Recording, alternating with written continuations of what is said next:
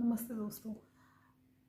3 bill जो कि अमित शाह ने पास किए हैं, आज राज्यसभा से भी उनको मंजूरी मिल गई। उस पर हम डिटेल में चर्चा करेंगे अभी कि कैसे ये तीनों बिल मोदी सरकार की ऐतिहासिक उपलब्धियों में से एक होगी। अभी तक इसका ड्राफ्ट नहीं आया है।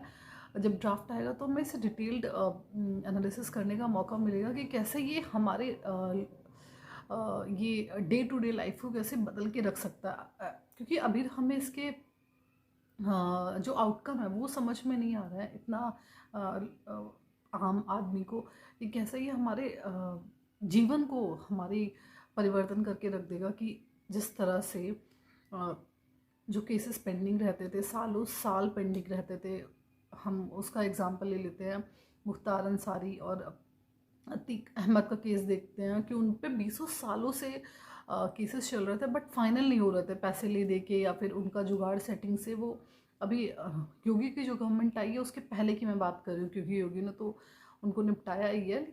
पहले होता था, केसेस चलते थे, मर्डर हुए थे, कब्जे हुए थे, भू माफिया, सारी चीज़ें हुई थी, लेकिन हर महीने डेट, सालों साल डेट, इसका कोई अंत नहीं था।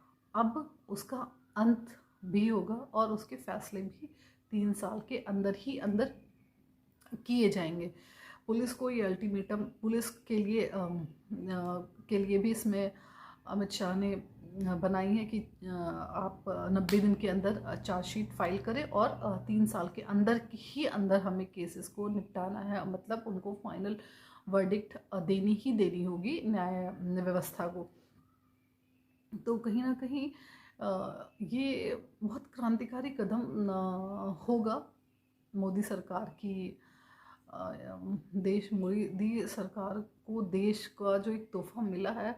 अब यहाँ पे सदन में आज कुछ लोग, कांग्रेस की यूपीए गवर्नमेंट के लोग पूछ रहे थे कि इस को करने इसका मतलब क्या है, इस ज़रूरत क्या थी इसको, इस नए कानून व्यवस्था को लाने की।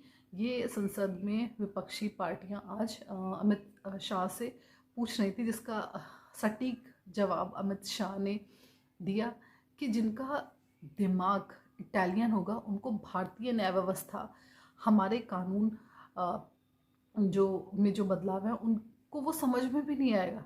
इंडियन कानूनों को समझ के लिए भारतीय दिल भी होना चाहिए। इटालियन दिल वाले लोग इसको, जो चेंजेस को नहीं समझ पाएंगे, क्योंकि जो कानून हमारे आईपीसी, सीआरपीसी, ये सारे जो कानून है पता है कब के चल रहे हैं। ये चल तो 1862 के रह, लेकिन बने हुए चार्टर मैक्लॉडी 1833 के जो चार्टर कानून थे बनाए गए थे वो लागू फिर 1862 में हुए थे, तब के कानून है जो चलते आ रहे हैं। मतलब 162 साल पुराने कानूनों को हम ढो रहे थे, अंग्रेजों के कानूनों को। मतलब वो जो गुलामी करते थे और उनको जो सज़ा देना, भारतीय हम लोगों को, इंडियंस को जो सज़ा वो देते थे, उस तरह के कानून चले आ रहे थे। लॉर्ड जैसे वर्ड्स, मतलब जो वही है कि जो जकड़ पकड़ हो रही थी ना, मतलब अंग्रेजों की, वो आज तक चीज़ें थी। अब यूपी की गवर्नमेंट 50-60 साल से भी ऊपर गवर्नमेंट राज की है, लेकिन उसने कभी भी ये सोचा नहीं उसने, क्योंकि अब भाई इटालियन जो फॉरेन फिरंगी औरतें अगर आके देश को चलाएंगी तो वो फिरंगी ही कानून पे खुश रहेंगी, भारतीय कानून को उनको ज़रूरत ही क्या है। लेकिन सही गवर्नमेंट जब आप चुन के लाते हो तो वो सही फैसले करते हैं, तो आपको पता चलता है कि हाँ, जो आपने वोट दिया था वो वोट ऐसे ही बर्बाद नहीं गया। उसका इस तरह के कानून, इस तरह के चेंजेस, इस तरह के जब जिसको बोलते हैं हम बहुत ही एग्रेसिव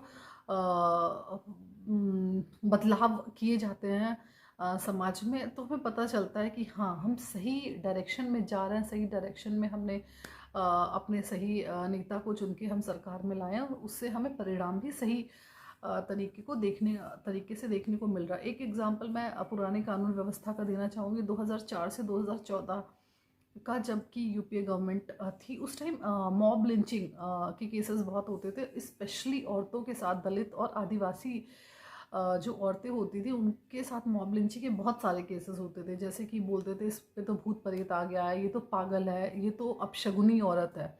उसको लोग पत्थर से पीट के मार देते थे गांव वाले मिलकर। तो इस तरह का पे कोई भी पहले कोई भी ऐसा सख्त कानून, मतलब सख्त क्या, कानून ही नहीं था।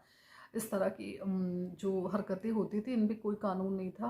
और गांव वाले बहुत सारी औरतों को 2004 से 2014 में 1760 औरतों को इस तरह से मार दिया गया। ये फैक्चुअल बेसिस में आपको चीज़ें बता रही हूँ कि जो रजिस्टर्ड है, 1760 तो रजिस्टर्ड है, उसके बाद पता नहीं कितनी हुई होंगी, क्योंकि ऑन ग्राउंड पता नहीं कितने केसेस हुए होंगे। तो मॉब लिंचिंग पे भी कानून आया है कि आप मॉब लिंचिंग में 7 साल की सज़ा के प्रावधान किए गए हैं।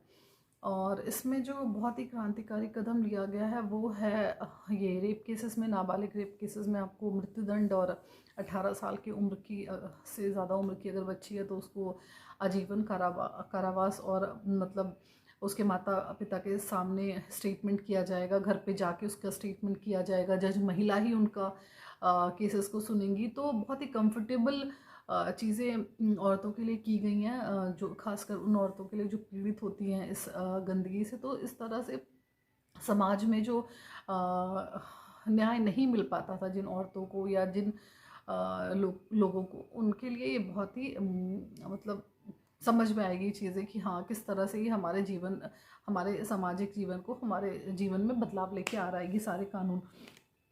और जैसे और मैं आप कोर्ट में मिश्रा ने, हाँ मतलब बहुत सारे, मतलब 9 करोड़ केसेस जो है वो पेंडिंग चल रहे हैं कोर्ट में। अब 9 करोड़ केसेस का मतलब 9 करोड़ फैमिली सिर्फ इसमें इन्वॉल्व है।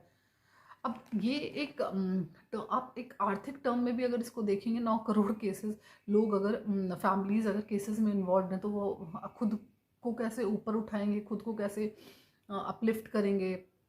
अगर सिर्फ केसेस वाइंड अप हो जाए, सज़ा देने वालों को सज़ा मिल जाए, मतलब चीज़ें ट्रैक पे आ जाएंगी कि अगर 3 साल में वाइंड अप हो जाएंगे केसेस, तो जो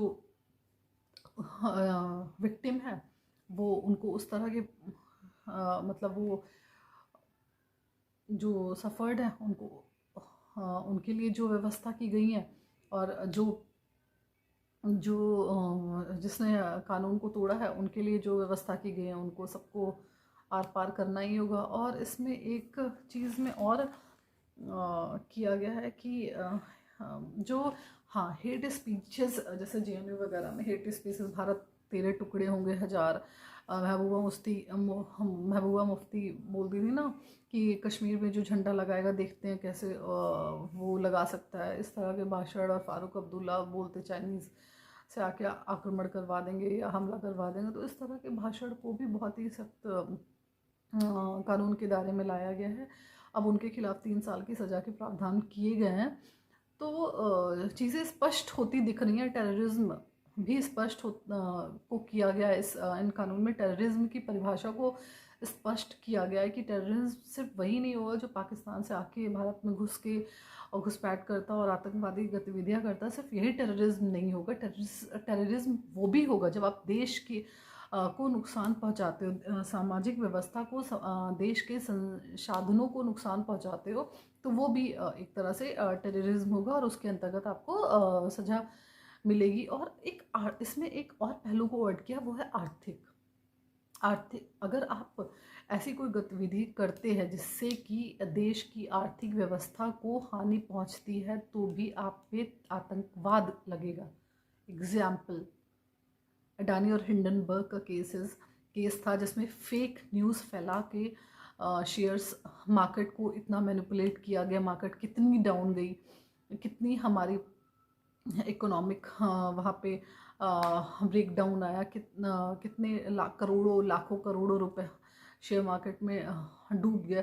तो एक तरह से आर्थिक नुकसान पहुंचाना देश को हुआ। ये भी आतंकवादी गतिविधियों में आता है, क्योंकि यूएसए और सब जगह से क्लीन चिट मिल गई अदानी को। तो इस तरह के जो फेक न्यूज़ होंगे, जो आर्थिक, मतलब कितनी क्लियर चीज़ें हो गई कि सिर्फ पाकिस्तान का आतंकवाद नहीं है। जो आप देश में रह के कोई ऐसी गतिविधियाँ करते हो, मतलब देश को जिससे आर्थिक तौर पे या उनके संसाधनों को या फिर किसी तरह से नुकसान पहुंचता है, वो भी आतंकवाद के ही दायरे में आता है। तो इससे हम जो कानून व्यवस्था में क्रांतिकारी कदम जो मोदी जी लेकर आए हैं देश में, अमित शाह के भाषण से जो भी क्लियर हमें दिख रही है। अब ड्राफ्ट जब आएगा तो हमें पता चलेगा ये डिटेल्ड में क्या चीज़ है, तब हम उसका एनालिसिस करेंगे कि हाँ ये actual fact based draft based documented based हैं, और उन पे हम फिर डिस्कस करेंगे कि ये और भी डिटेल एनालिसिस करेंगे। तो बस ऐसे ही बने रहिए हमारे चैनल के साथ, और प्लीज़ हम इस वीडियो को लाइक करिए अगर आपको पसंद आया, और जहाँ पे कुछ कमी पेशी हुई हो उसको भी हमें बताइए कि हम सुधार कर सकें, और लाइक शेयर सब्सक्राइब करिए। धन्यवाद।